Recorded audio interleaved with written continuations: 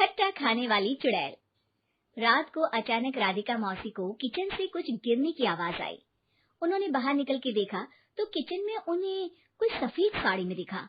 वो चीख पड़ी, हे भगवान, आलतू जलाल तू आई बला को टाल तू, आलतू जलाल तू आई बला को टाल तू। राधिका मौसी को चीखते सुनकर श्रवण बाहर आता है भागते हुए। अरे माँ, क्या हुआ? क्या देख लिया? दादी माँ आ गई क्या सपने में?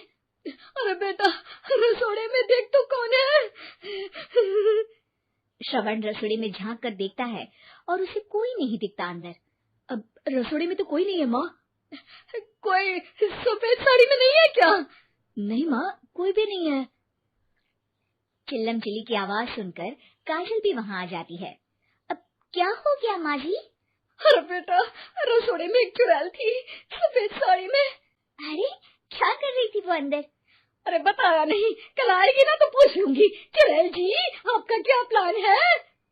माँ जी, रात बहुत हो गई है, आपने कोई बुरा सपना देखा होगा, चलिए सो जाइए। राधिका मौसी सोने तो चली जाती है पर उनको रात भर नींद ही नहीं आती। वो कुछ भी उलझुल बातें सोचने लगती है। कहीं चुड़ैल की वजह से तो घर में टेंशन नहीं हो रहा, कहीं उसी की वजह से तो वो दादी नहीं बन पा रही। सुबह जब राधिका मौसी रसोड़े में छानबीन करती है तो पाती है कि नींबू का अचार गायब है। चुड़ैल नींबू का अचार ले गई, मुझे तो ठीक नहीं लग रहा कुछ। चुड़ैल को भी पता है कि जिंदगी का असली मजा तो खट्टे में ही है। राधिका मौसी झट से श्रवण को फोन कर देती है।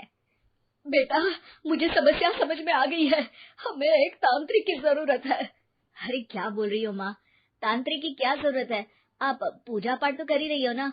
आलतू जलालतू मंत्र सारे फालतू जैसे कुछ मंत्र पढ़ो, चली जाएगी अपने आप चुड़ैल। अरे नहीं बेटा, कभी चुड़ैल को कम नहीं समझते।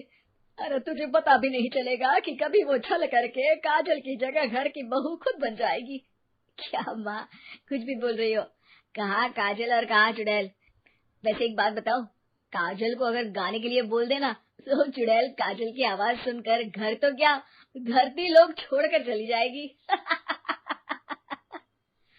तुम ना पढ़े लिखे बच्चे हर चीज को मजाक समझते हो। तुम रहने दो, मैं खुद ही तांत्रिक को बुला लेती हूँ। अच्छा सुन, शाम को इमली लेके आना। क्या है कि चटनी खाए बहुत दिन हो गए है ना।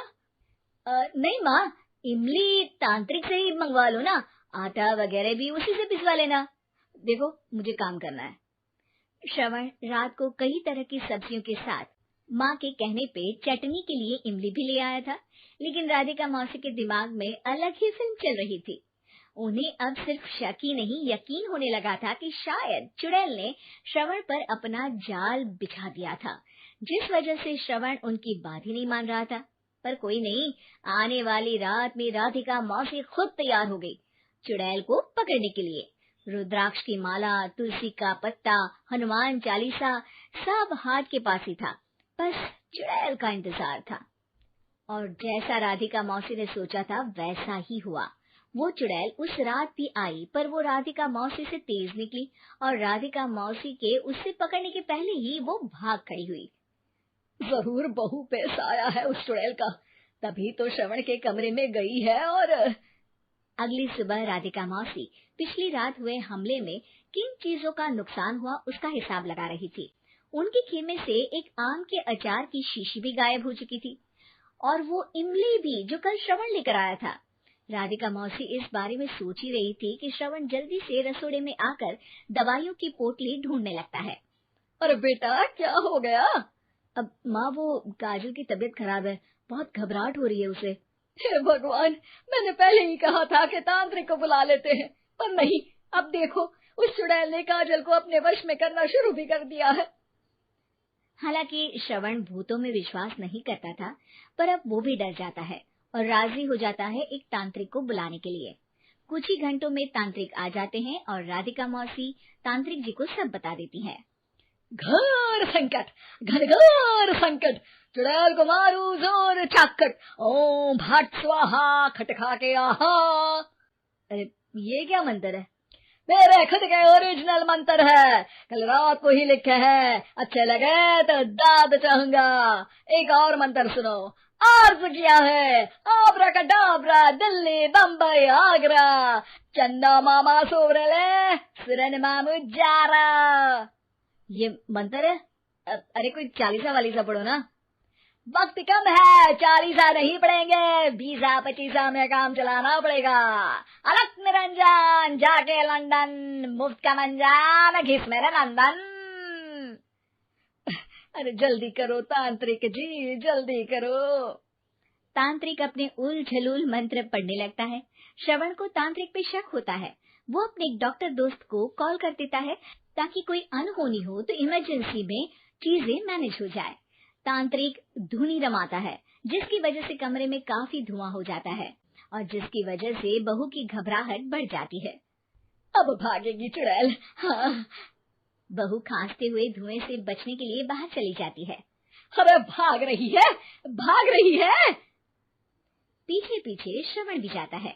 बहू एक सोफे पर बैठ जाती है। तभी डॉक्टर दोस्त आ जाते हैं और श्रवण को पानी लाने के लिए कहते हैं। थोड़े चेकअप के बाद डॉक्टर कहते हैं, मेरे हिसाब से जाप का काम पूरा हो गया है। क्या मतलब? अरे कुछ भी नहीं माँ, कोई चुड़ैल नहीं है, खुशखबरी है, अब दादी बनने वाली है। मगर वो सब अचार के डब्बे। श्रवण दोनों अचार के डब्बे अपनी माँ को दिखाता है, जो कि उनके बिस्तर के नीचे छुपे हुए थे।